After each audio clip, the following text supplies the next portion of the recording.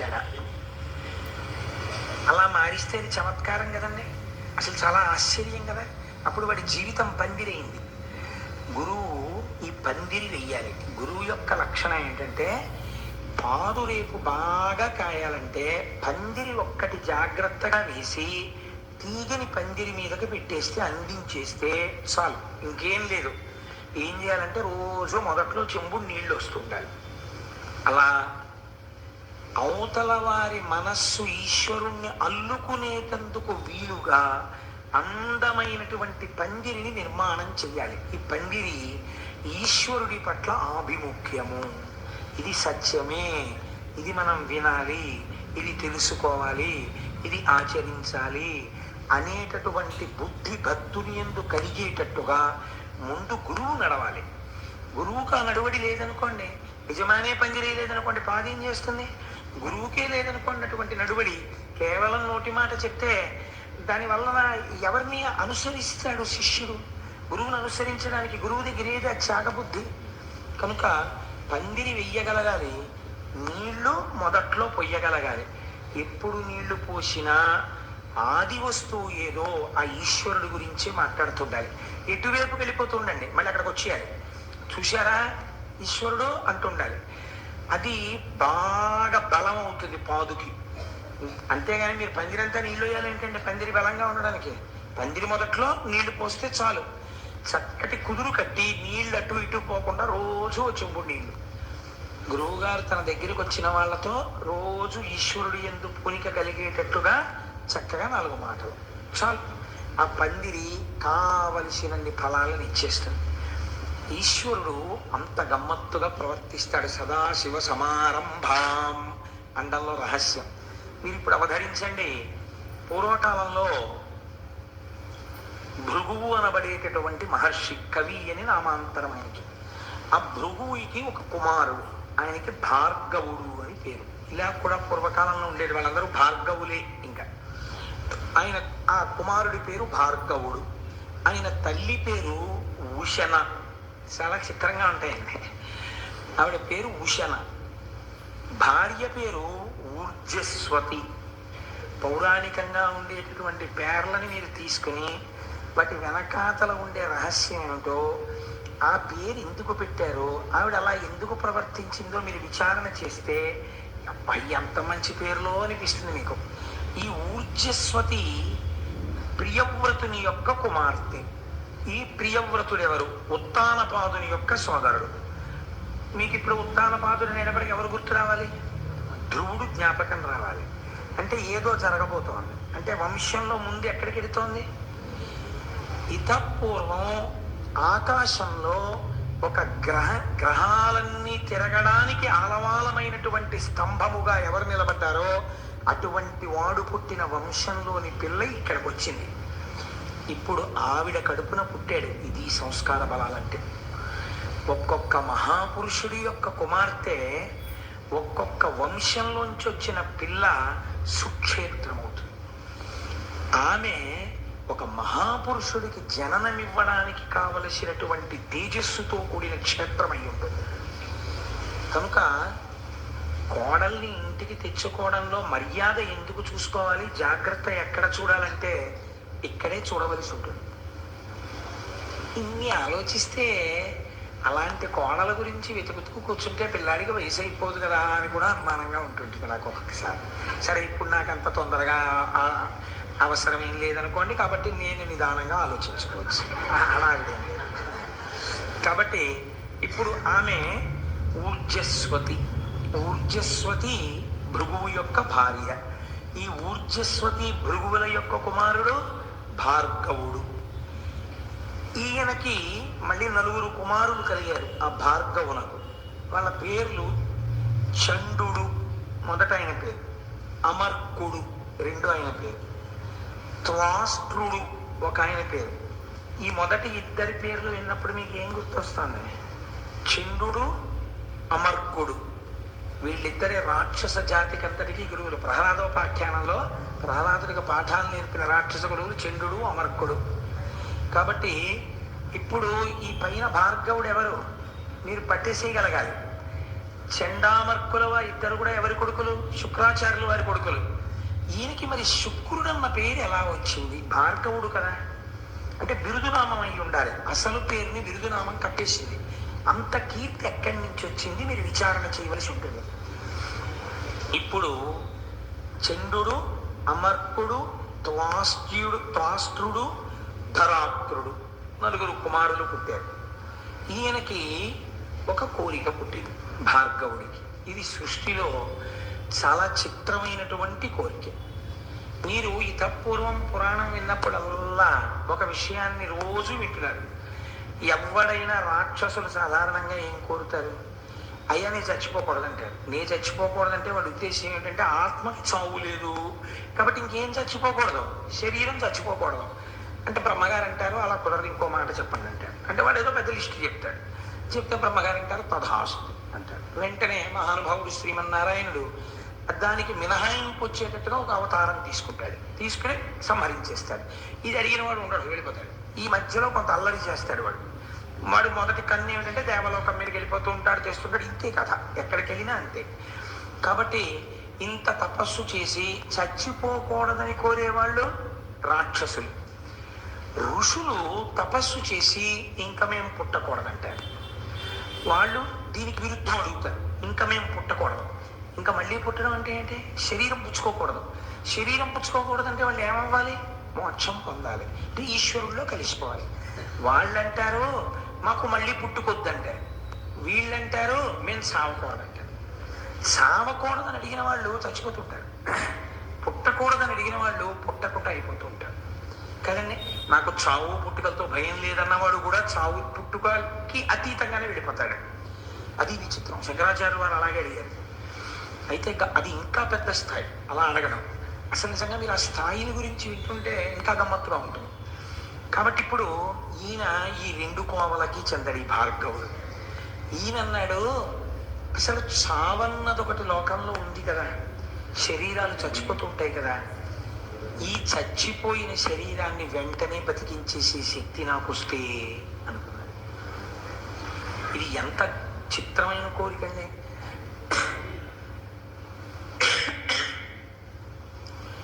Doctor చదివే వాళ్ళు కూడా చచ్చిపోకుండా ఉంచేయడం కోసం మేము చదువుతున్నామని చెప్పరు.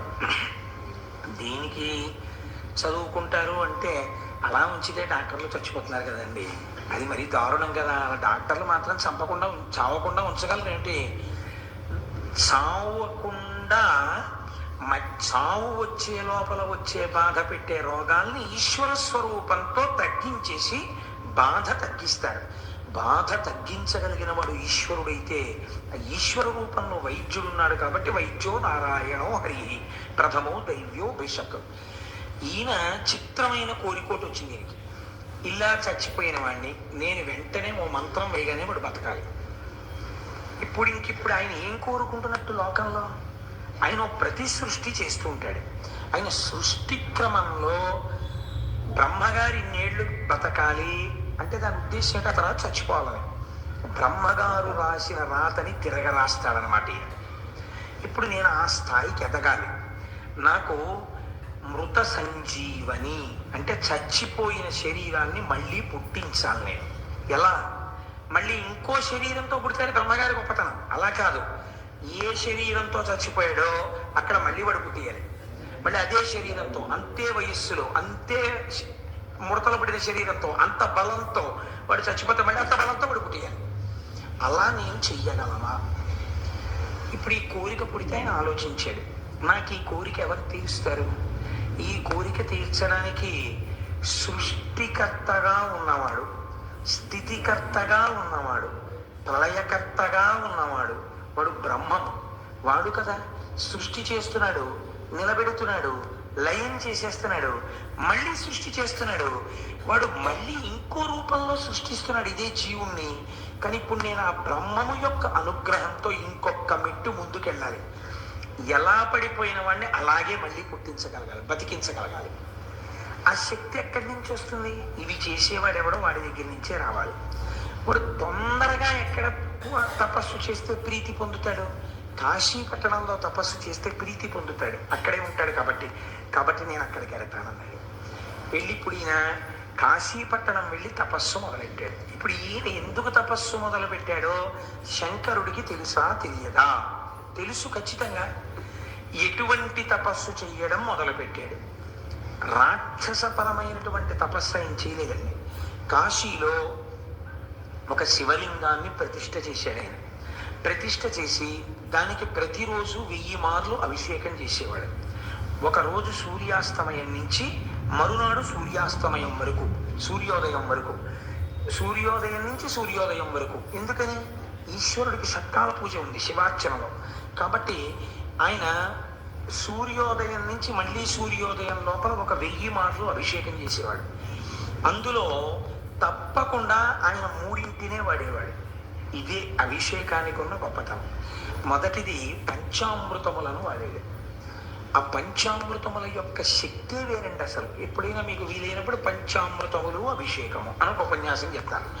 పంచామృతాలు వాడాడు. 2 శుద్ధ జలం వాడాడు. ఎందుకని?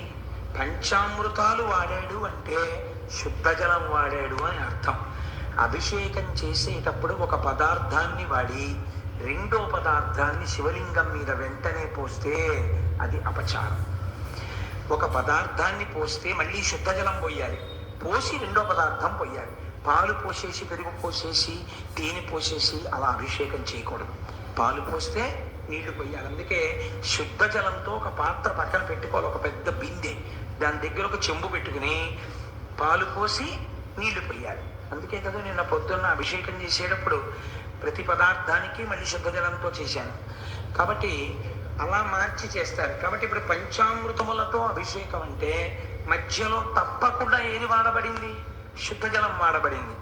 దానితో పాటు ఈశ్వరుడు చాలా తొందరగా ప్రీతిపాత్రుడై 10 మందిని బతికించేటట్టుగా, అంటే కడుపున పుట్టినటువంటి వాళ్ళు ఇబ్బంది లేకుండా సంతోషంగా ఆయురారోగ్యాలతో ఉండాలంటే గంధోదకంతో అభిషేకం చేయాలి. అందుకని గంధోదకాన్ని వాడాడు. ఎందుకు వాడాలి? 10 మంది చచ్చిపోయిన వాళ్ళని మళ్ళీ బతికించాలనుకుంటున్నాడు. అప్పుడు వాళ్ళందరూ తనకి బిడ్డల పట్ల మళ్ళీ పుట్టిన వాళ్ళు. ఇప్పుడు ఇంత శక్తి కావాలి కాబట్టి గంధోదకం వాడాడు. ఎంత గమ్మత్తో చూడండి. ఇంత శాస్త్రీయమైన అభిషేకం చేశాడు. దీనికి ఆయనకి ఇంకొక వేరే వ్యాపకం లేదు. ఏమిటో తెలుసా అండి?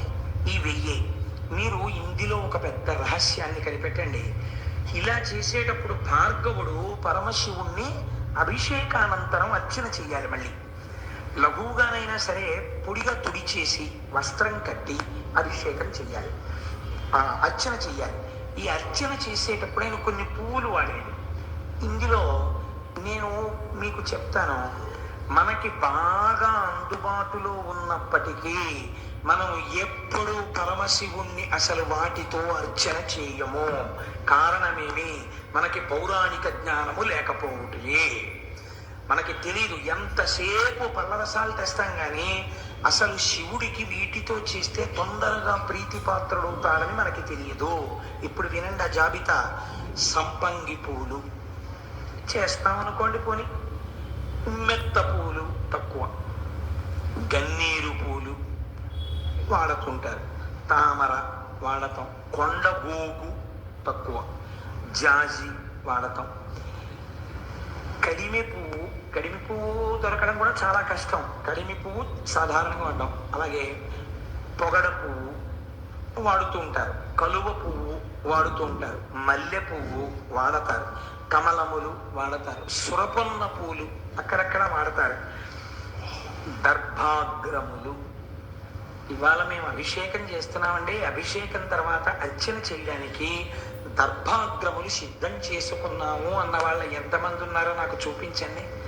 శివాభిషేకం చేసిన తరువాత కొత్త దర్భలు తీసుకొచ్చి వాటి తలుక చివుర్లు తుంపి ఒక ఆకులో వేసుకుని చక్కగా శివనామాలు చెప్తూ ఆ దర్భాగ్రములతో పూజ చేయాలి శంకరుడికి. ఎందుకు చెప్పండి అలా పూజ చేయడం? దాని వెనకాతల ఒక పెద్ద రహస్యం ఉంది. ఒక మంత్రం చెప్తుంటారు. ఆ మంత్రం చెప్పినప్పుడు గడ్డిపరకని అలా ముట్టుకుంటే, గడ్డిపరక అంటే దర్భ, ఆ దర్భని ఇలా ముట్టుకుంటే సర్వ పాపములు నశించిపోతాయి. అందుకే సీతమ్మ తల్లి రావణాసురుడితో మాట్లాడేటప్పుడు గడ్డిపరకని పెట్టడానికి కారణం అదే. పరపురుషుడు, కామంతో చూస్తున్నవాడు, రాక్షసుడు భర్త పక్కన లేనప్పుడు ఆయనతో మాట్లాడుతోంది కాబట్టి ఆ పాపం పోవడం కోసమని గడ్డి పరక పెట్టి మాట్లాడేది ఆవిడ. కాబట్టి దర్భాగ్రములు, మామిడి చిగుళ్ళు తీసుకొచ్చి శివలింగానికి పూజ చేయాలి. మామిడి చిగుళ్లతో పూజ చేశామని నాకు తెలిసి సభలో, నాకు తెలిసి ఉండొచ్చు మహాత్ములు, కానీ చాలా మార్లు దగ్గరగా ఇప్పటికే 100 మాటలు 200 మాటలు దాటిపోయిందేమో నాకు తెలిసి లక్షపత్రి పూజ చేస్తుంటారు. వెంకయ్యమ్మ గారు ఈ సభలో ఉన్నారా? దుర్వాంకురం అంటే దర్భల యొక్క చివుళ్ళు, దర్భలంత పెరిగిన వాటిని తెచ్చుకోలేకపోతే చక్కగా ఏ మలమూత్రములు విసర్జింపబడని చోట పెరిగినటువంటి గడ్డి యొక్క చివులు లేదా గడ్డి, మనం విఘ్నేశ్వరుడికి పూజ చేస్తాం కదండి, అటువంటి దుర్వాంకురములు. ఎలా ఉండేవాడు అలా ఉంటేనే లోకానికి సంతోషంగా ఉంటుంది. ఇప్పుడు ఈ విశ్రాంతి ఎంత ప్రమాదం తెచ్చిందో ఓసారి చేతులు తీసి చూడన్నారు. ఆవిడ చేతులు తీసేటప్పటికి ఏమైందో తెలుసా అండి? సూర్య చంద్రౌచ నేత్రే వందే శంభుముమాపతిం సురగురుం వందే జగత్కారణం వందే పన్నగభూషణం మృగధరం వందే పశూనాం పతిం వందే సూర్య శశాంక వన్ని నయనం. సూర్యుడు, చంద్రుడు, అగ్నిహోత్రము 3 కన్నులై ఉన్నాయి. ఇవి 3 శక్తి స్వరూపంతో అమ్మవారు పరాచికానికి పోస్తే సమస్త బ్రహ్మాండములు చీలిపోయాయి.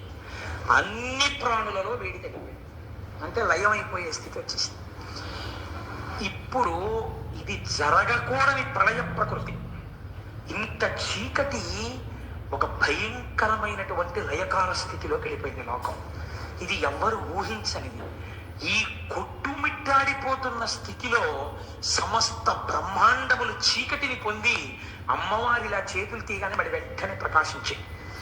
ఈలోగా హఠాత్తుగా జరిగిన ఈ సందర్భం ఒక ఉపాధి స్వరూపాన్ని పొందేసి శివచేష్టితముగా అంధకారం వలన పుట్టినవాడు కాబట్టి కళ్ళు లేకుండా నల్లటి పిల్లాడోడు పుట్టి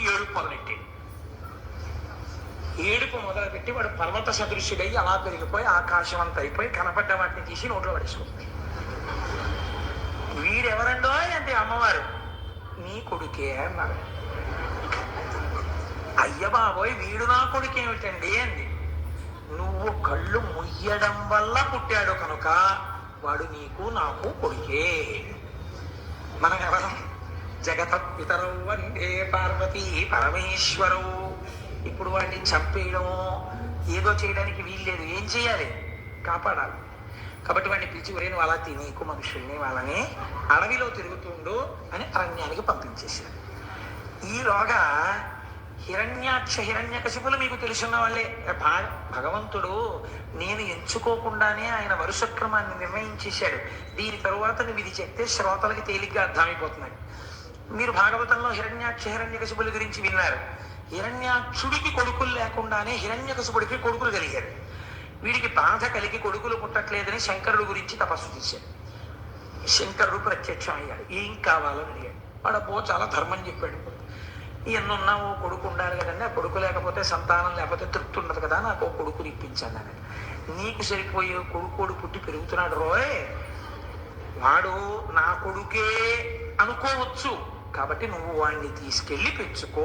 దత్తత ఇచ్చేశాడు. వాడు వీడిని తీసుకెళ్ళి పెంచుకున్నాడు. శివుడి కొడుకు కదా. ఎవరు వాడు? అంధకుడు, అంధకాసురుడు అయ్యాడు. వాడెందుకు సంతోషించాడు? ఋషులకు ఇస్తే వాళ్ళు తీసుకెళ్ళరు. ఇలాంటి వాడికి ఇస్తే అలాంటి వాడు బాగా కావాలి. అబ్బా భలే ఉన్నాడు రా, తెత్తు పెరిగిపోతాడు, అన్ని తినేస్తాడు, ఇలాంటి కొడుకే ఉండాలి నాకని వాడు తీసుకెళ్ళాడు, పెంచుతున్నాడు. కానీ ఈలోగా తండ్రి అనుకోకుండా చచ్చిపోయాడు. అనుకోలేదు, ఆదివరాహమూర్తి వచ్చి పని చంపేశారు హిరణ్యాక్షం. పాపం వీడికి కళ్ళు లేవు, అంధుడు వీడు, అంధకాసురుడు. వాడి పేరే అంధకాసురుడు. 2 కళ్ళు లేవు, ఏమీ కనపడదు వాడికి, తినేస్తాడంతే వాడు తడుగుతుంది. కాబట్టి నీకు రాజ్యం ఇవ్వడానికి కుదరదు అన్నారు దాయాదులు. నాకు కన్ను లేదనే కదా మీరు రాజ్యం ఇవ్వాలంటున్నారు, నేను చతుర్ముఖ బ్రహ్మగారి గురించి తపస్సు చేసి కన్ను తెచ్చుకుంటానన్నాడు వాడు. అని వాడు వెళ్ళి తపస్సు మొదలెట్టాడు. తపస్సు మొదలెడితే తపస్సే. చతుర్ముఖ బ్రహ్మగారు ప్రత్యక్షం అయ్యారు. ఏం కావాలరా నాయనా నీకని అడిగాడు. అడిగితే వాడెంత చిత్రమైన వాడో చూడండి, నాకు 2 కావాలన్నాడు. ఏమిటి రెండు అన్నారు ఆయన. నాకు కళ్ళు లేవు, రాజ్యం ఇవ్వాలంటున్నారు, నాకు కన్ను ఈ లోకాన్ని చూడ్డానికి అన్నాడు. ఇస్తున్నాను అన్నాడు. రెండోది ఏమిటి అన్నాడు. నాకు పుట్టుకతోనే గొప్ప బలం ఉంది, లోకాన్ని పీడించగలిగిన బలం. ఆ బలంతో నేను లోకాలన్నింటినీ గెలవాలి ఈ కంటితో చూస్తూ. కానీ ఈ శరీరం చచ్చిపోకూడదు ఇంకా. అంటే బ్రహ్మగారు అన్నారు, ఇది ఒకటి కుదరదు, నా జ్యూరిస్డిక్షన్లో లేదు, నీ ముందు ఇలా చాలా మంది అడిగారు, ఇంకో మాట చెప్పు, ఇప్పుడు నువ్వే చెప్పు ఎవరి చేతిలో చచ్చిపోతావు అన్నాడు. అంటే వాడు కాసేపు ఆలోచించి వాడు అన్నాడు, అయితే నేను అడుగుతాను, బాగా వినండి. ఉత్తమ జాతి, మధ్యమ జాతి, కనిష్ట జాతి స్త్రీల యందు ఉండేటటువంటి లక్షణములు అన్నీ కూడా ఏ తల్లి నుండి ప్రసరిస్తున్నాయో, ఏ తల్లి భూతకాలమునందు, భవిష్యత్ కాలమునందు, వర్తమాన కాలమునందు, ఈ కాలములకు ముందు కాలములకు వెనక కూడా ఉంటుందో